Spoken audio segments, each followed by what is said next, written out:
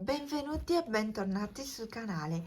Oggi andremo a realizzare questo bordino appunto zig zag. È davvero un punto facilissimo da realizzare. Utilizziamo soltanto due punti, il punto catenella e il punto bassissimo. E questi due punti dobbiamo andarli ad alternare, semplicemente così. Io in questo caso dovevo finire di fare il bordino a un sottotazza che ho realizzato e quindi, come potete vedere, ve l'ho fatto vedere la realizzazione su un lavoro circolare, quindi in cerchio, ma l'esecuzione del punto zig zag è fattibile, cioè non dovete cambiare niente, assolutamente niente, sia in una lavorazione in tondo sia in una lavorazione al dritto, quindi i punti e l'esecuzione è invariata sia sul lavoro circolare sia sul lavoro al dritto. Adesso andiamo a vedere come realizzare il bordino. Iniziamo quindi a realizzare il nostro bordino facendo una maglia bassissima.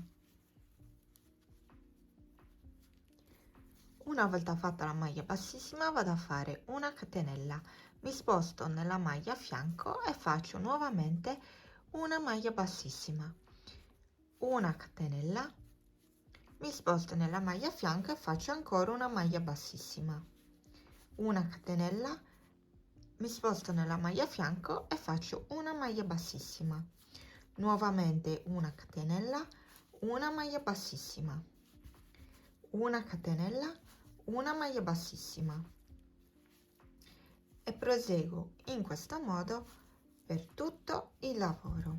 Quindi catenella, maglia bassissima, catenella, maglia bassissima, catenella e di nuovo maglia bassissima. Proseguiamo fino ad arrivare alla fine del nostro giro, o se voi lavorate in un pezzo rettangolare o comunque con dritto e rovescio non circolare fino alla fine del vostro lavoro.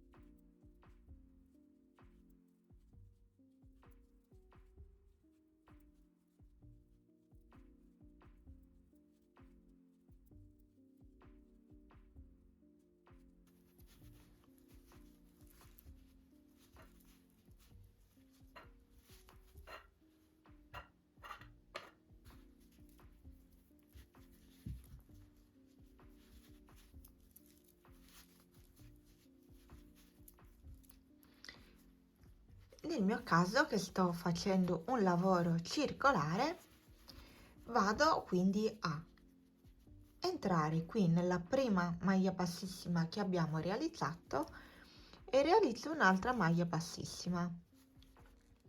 In questo modo faccio una catenella per bloccare il filo e posso andare a tagliare il filo e successivamente a nasconderlo. E questo è il bordino come si presenta.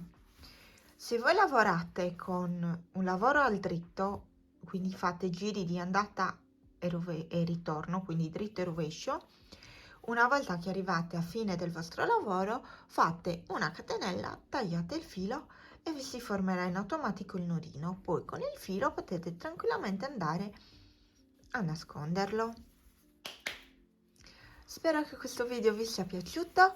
Se rifate questo tipo di bordino, taggatemi così io posso sia vederlo che ricondividerlo.